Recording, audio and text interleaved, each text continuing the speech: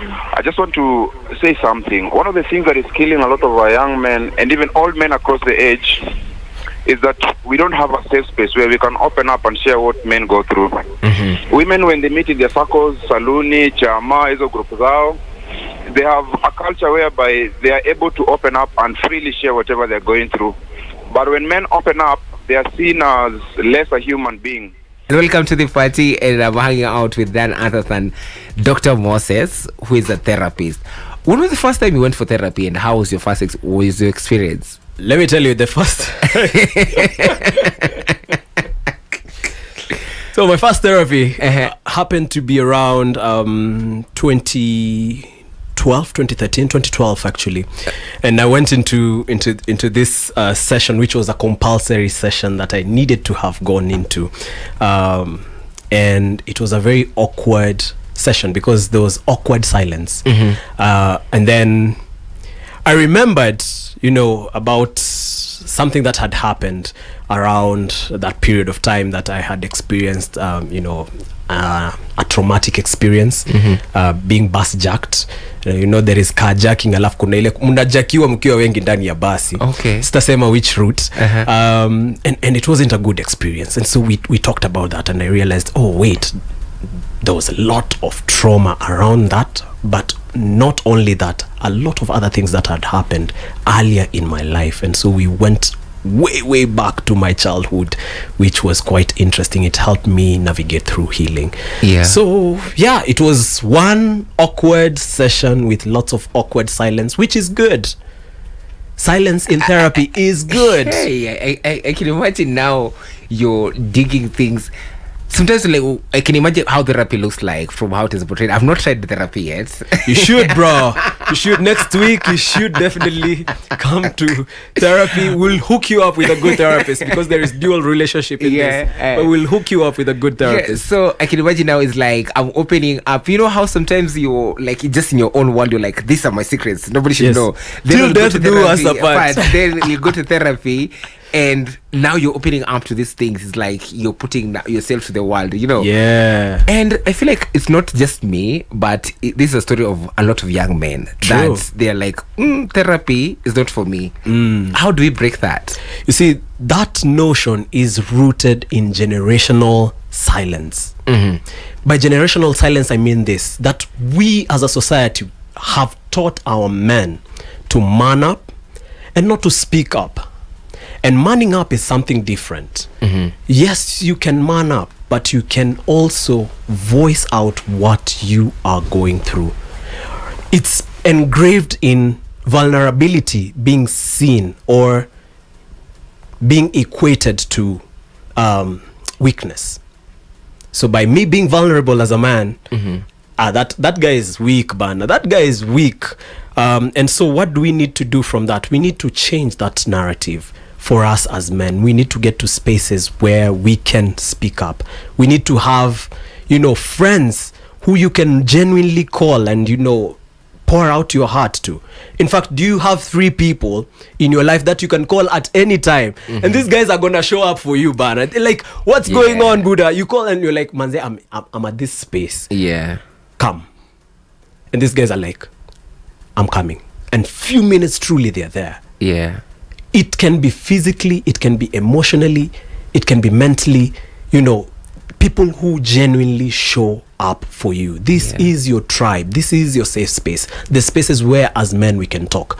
We grow, if we are able to pull up together and break this generation of silence. Yeah. Yep. You've talked about something to do with like, we are all about always wanting to put this facade of manning up and all that, but as a therapist, how can you tell that this man is silently going through it? That's a good question. So let me shoot you few. Is this man withdrawn from the things that they love? And the only people who can tell such things are the people who are closest to them. We need to have a keen eye to our friends. Are they withdrawn from the things that they love? Are they using, work as an escape, for example? So we get to see a generation of men loving to be very busy. You know, they leave early in the morning, they come back late, especially in the working class. We get to see men who want to do lots of things, and they are sort of lost in that. It can be a defense mechanism to deflect what they're really going through. One other one that I've seen recently is jokes about death. Oh yeah, there are jokes about death, you know, and I don't want to go there, but yeah, we have seen them happening. We can talk about it, because actually earlier on, it's such a, I don't know, a coincidence that you're talking about jokes about death, and we have a segment called the social check, and we're actually looking at how, before the protest that happened on Wednesday, how people were like joking about their death on TikTok and saying like, my eulogy is already prepared and everything, and it could have seen as a challenge, like just like a normal jumping into a normal, these TikTok challenges and everything, like now we want to be part of the challenge. But deep in it, I feel like there's something. Deep in it shows the status of our hearts. Yeah. Deep in it shows where we are as a young generation. We are deep in despair. We are falling into depression unknowingly. The anxieties that have surrounded our lives have been so many that we can't pull ourselves out of it. And therefore, suicidality looks fashionable and looks beautiful in our eyes, because you think you're doing people, you know, a service by taking your life. But truly, that's not the case. Truly, you're leaving a gap, and no one else can fill that void. Absolutely no one else. And so we need to change the narrative. We need to collectively, you know, collective trauma needs collective healing. You need us all, you know, the therapists out there, the key stakeholders in the mental health space, to actually come and start having conversations. As I said, we need to move from campaigns now to culture change, where we have these conversations, particularly for us men, in spaces where we are found. I am no longer having these conversations, you know, at the therapy room alone. We need to get out there and have conversations, meet with men and have conversations together, be it in a church setup. And I love the church because it gives us a space where lots of young people can come together and have conversation and grow together. So let's meet there. And let's have these conversations, you know, in our schools, in the teams that we are in. Let's have these conversations. Let's heal together as a country. Wow. In a plight of having this whole conversation and about being open to have this conversation with other men, today, Mr. Moses, a friend of yours that you always just talk and everything, you in the spirit of sharing, texts you and tells you, I'm about to commit suicide. What are you doing? That's a tough one, bro. That's a tough one. But the very first thing I would recommend is, if you're able to stay on the call with them and really regulate them, it's really, really good. The very first step is actually to help them feel that they are seen and valid. Okay. So are they feeling that they are seen, that they are valid? Can they share out the issues that they are going through? You might not be, you know, a therapist or a specialist in dealing with such situations, but really give them the space to speak it out. Number two is the gift of presence. And sometimes we tend to overlook that. But if possible, could you go find them wherever they're at and be there for them?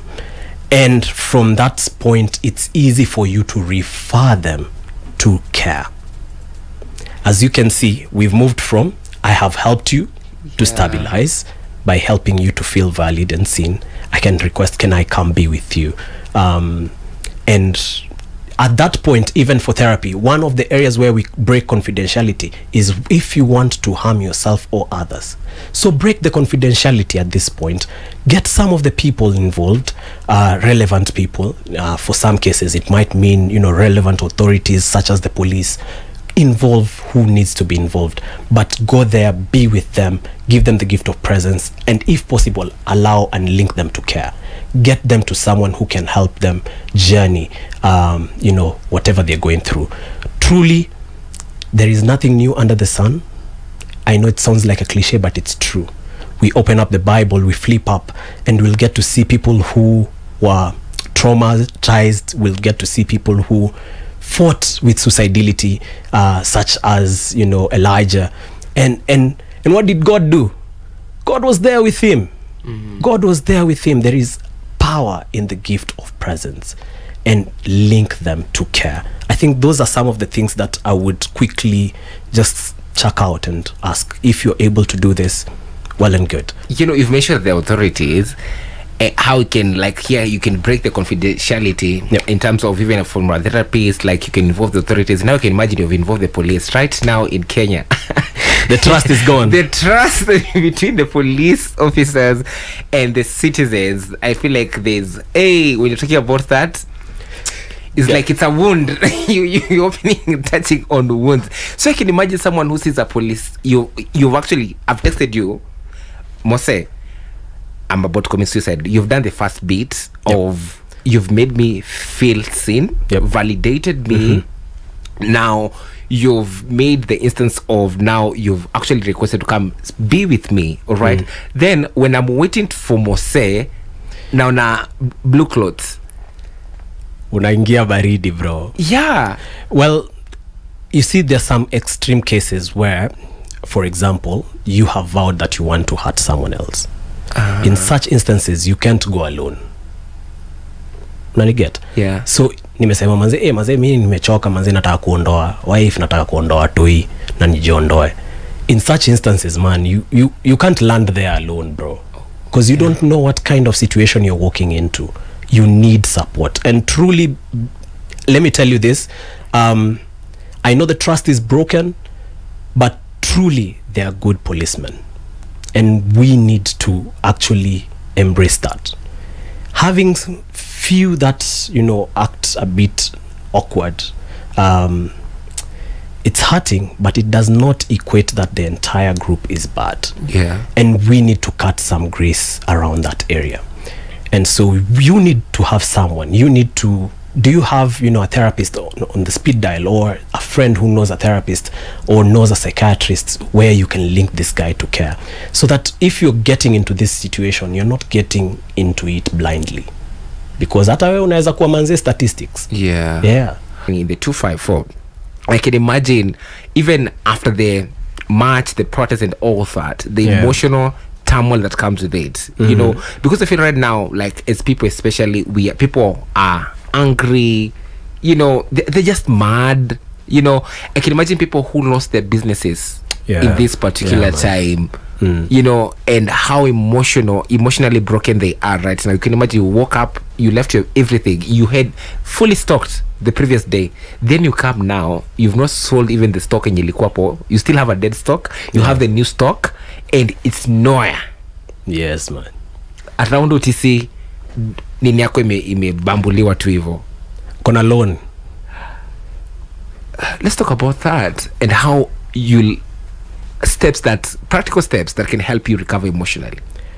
That's quite tough, and to be honest, it's not, you know, stories too, but it's reality. And I really, first and foremost, I'm really, really sorry for the guys who have lost their businesses in this time. My prayers and thoughts are with you. But also, what are some of the practical steps that you can do? Because just like anyone going through loss and grief, you are experiencing that. And it comes with steps. You know, it comes with sometimes denial. Umefika tu pale, you're like, this is not my shop, you know. Lots of anger that might be rooted in your heart. Even bargaining, you know, just wondering, hey manze, what's really, really going on? You know, God, mbona yangu, mbona siya jirani? Why did you allow this to happen to me? You know, you're a child. Why did you allow this to happen to me? And if not checked, you can get into a space of depression, even before you get to a place of acceptance. And healing is not linear, but and it's very different for different individuals. So first and foremost, name that feeling. Name the feeling that you're feeling. Particularly because we're centered around men, allow me to say, men, we struggle with naming feelings. Everything is called stress. But as we walk through life journey, we get to understand that we experience different emotions. And so name the feeling that you're feeling. If it's anger, I'm feeling angry about this. By verbalizing it, it allows you to know what's really happening in you. And if you have, again, today I think one of the biggest takeaways is you need a community of care. If you have this, then you can actually share with these people that, you know, I'm deeply angry, I'm deeply hurt with what has happened.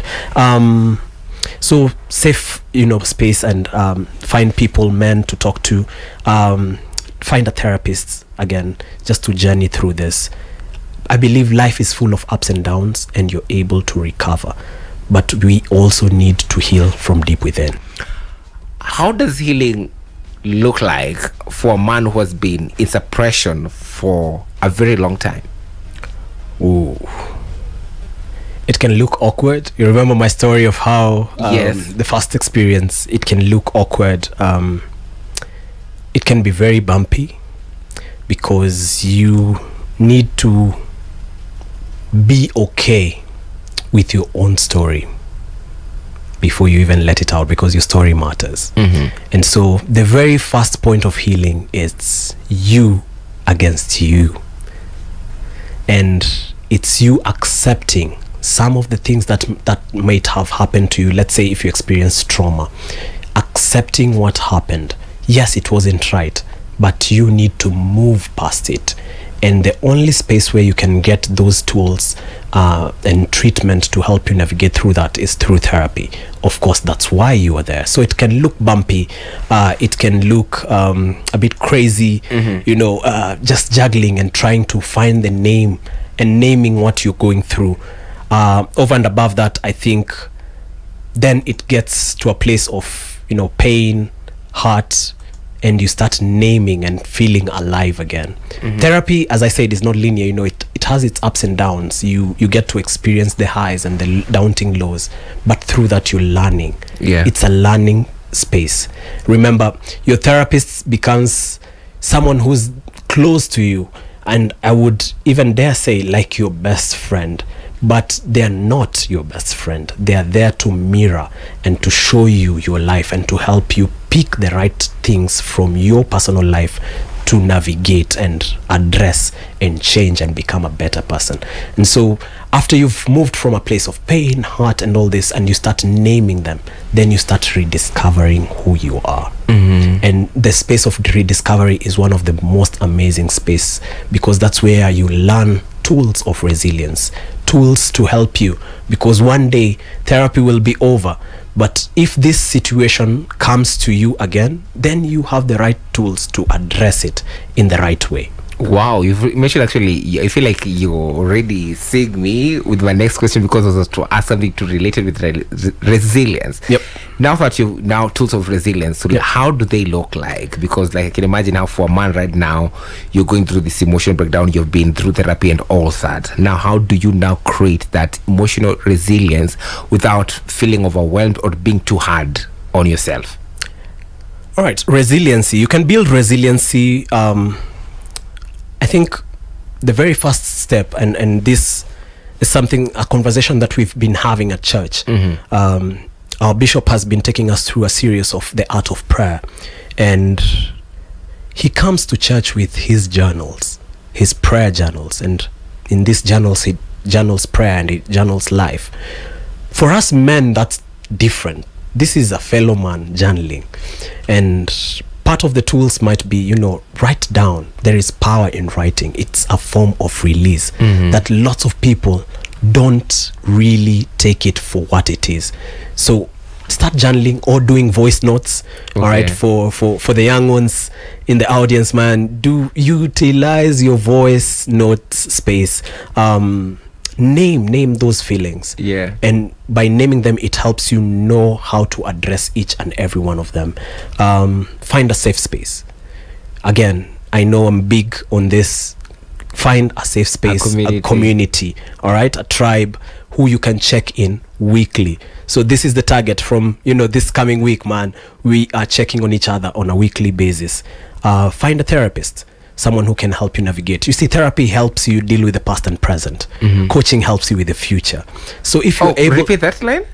therapy helps Yes. you navigate through the past and present, because again, they have power to influence your future. And so coaching has the power to influence your future, because this is the guy with you on the touchline. Okay. But the therapist does the dirty work, with you dealing with issues that you're going through. So I will highly recommend, if you're listening in, get a therapist. There are lots of spaces where you can get therapy from. There are even spaces where therapy can be found for free. Shout out to our facilities, our medical facilities. They offer youth friendly spaces which can be almost absolutely free for therapy. So utilize these resources. They are out here for us to utilize them. And then don't intake too much toxic media exposure. All right, tune into Pearl Radio, because That's what's up. we give good stuff. We give good stuff. It's the home of fresh hits and classic hits. So we give you the good stuff.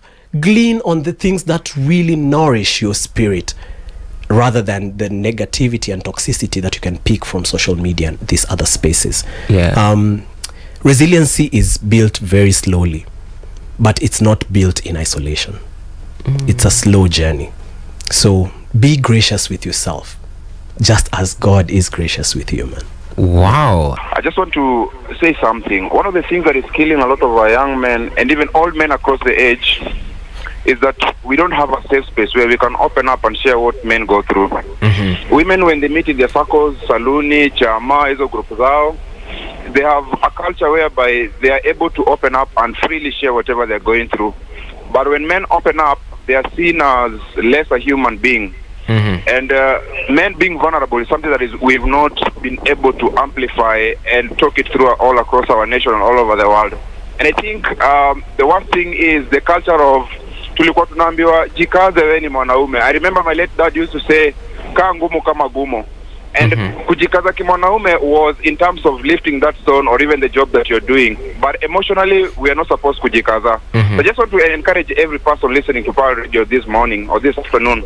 As a man, always learn that being vulnerable does not demean or make you less a man. Don't share whatever you're going through to every person you meet, but have a community. It can be one person, it can be your pastor, it can be that friend that that when you open up to them, they will not stigmatize you. But also, the people out there who angels, I'm finishing, is if someone confides in you whatever is going through, whatever he's facing in life or even mentally, please don't use it to mock him, don't laugh at him. I don't want you to see men as like any other human being that has emotional deterioration that needs help. So I'll finish by saying that it's okay not to be okay, but it's not okay for you to keep quiet and die silently. Embrace talking as a therapy. All my social medias are Victor Hamisi. Please, you can check on my number there. You can call me on that number. And always here to help men overcome mental health. And personally, myself, I even went through mental health. I'm a former street boy. You know, I went through GBV. And here I am today amplifying men's mental health and helping men overcome depression. Remember, happy Men's Mental Health Month. And remember, being vulnerable does not demean or make you less a man. Dr. Moses, Doc, yes, if you're to design a Kenyan men's mental health survival kit, what 5 things will be neat? Beautiful. Allow me to start with something that Victor threw out there and said, community. I know mmesikia sana na hiyo ndio gospel ya leo. Get a list of 3 people you can call when things get too much. So you need 3 people in your circle. These are the people who will come through for you and people that you can be vulnerable with. Number 2, you need to get a therapist. This would have been my number 1, but because of Victor, I had to make it number 2. You need to get a therapist. Again, I really say, for each and every man out there, you need a therapist. And we've received a call from Victor, who even put up his socials. So reach out to a therapist and connect with them. Number 3, journal. If possible, please journal. This is very important to pour out your thoughts, because if you let them fester and linger in your mind, they can be damaging. By journaling, you can see if the thought is valid or if it's just a negative thought pushing you to a place of survival due to the traumatic experience you've experienced. Yeah. Number 4, create a favorite playlist that uplifts your spirit. By the way, Aswani, you were to put up a playlist. Ama bado iko in the works? Yeah, it's in the works. It's in the works. Cooking. It's cooking. Guys, Yeah. there is a playlist, coming out courtesy of our very own Apollos Aswani, and itakuwa noma. Yeah. People say that there are not so many good Christian jams, but truly there is a lot. There is jams for you as you work out, as you take a drive to work, as you engage.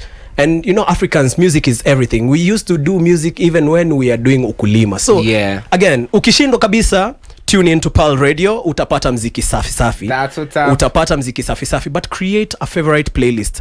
And number 5, I would say create a reminder card that says you are not alone and you matter. Put this somewhere very visible where you can see it each and every day. You're not alone, that you matter. Yeah. And this is a promise that is derived from the Bible, from God, who tells us, I'll be with you till the very end of age. At the end of the day, even when men forsake you, there is one that will not forsake you. And if you're listening in, I want you to know that there is one who never forsakes you, who will be with you till the very end of age. And his name is Jesus Christ. And I hope that you have made it your life purpose to know him. And if you don't know Jesus Christ, this might be your opportunity of redemption. He says, I am knocking at the door and standing at the door.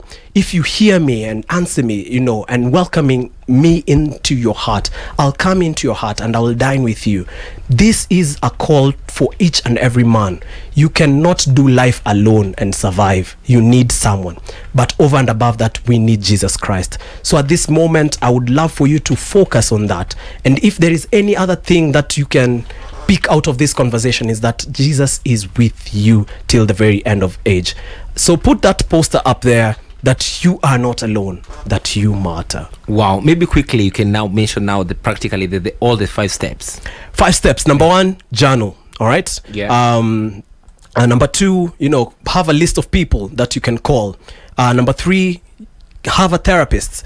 Number 4, have a favorite playlist and a reminder card that you are not alone and that you matter.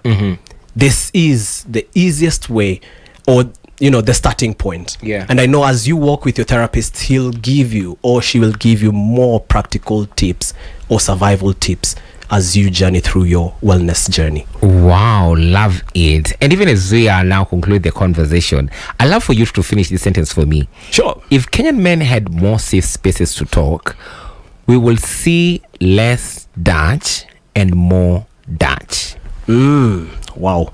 If Kenyan men had more safe spaces to talk, would see less anger turned inwards or outwards due to various factors such as, trauma, father wound and all these things. And we've talked about it here at Paul before, So we'll see less of anger turned inwards or outwards, and we'll see more of healing, connection and purpose, something that we need in our generation and time today in Kenya. Wow, such a lovely conversation. Thank you so much, Doc, for gracing our show and our airways.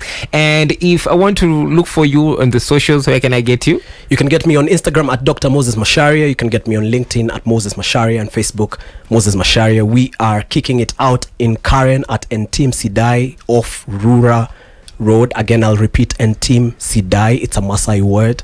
Off Rura Road in Karen, Nairobi, Kenya.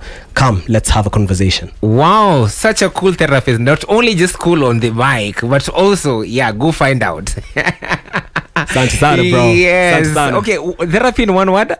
Therapy in one word, it's a journey. It's a journey. It's a journey. Okay, one thing a man can do today to check in on his mental health. One thing. One thing a man can do today to check in on their mental health, I think, just go through your thought process. Yeah. Are they highly negative, or are there hints of positivity radiating? On that note, check on your mental health. And we mentioned something so key, that one of these things that will help this to even make it so easy for you, if you have your life surrendered to Jesus Christ. Kabisa. 96.9 FM, Pearl Radio.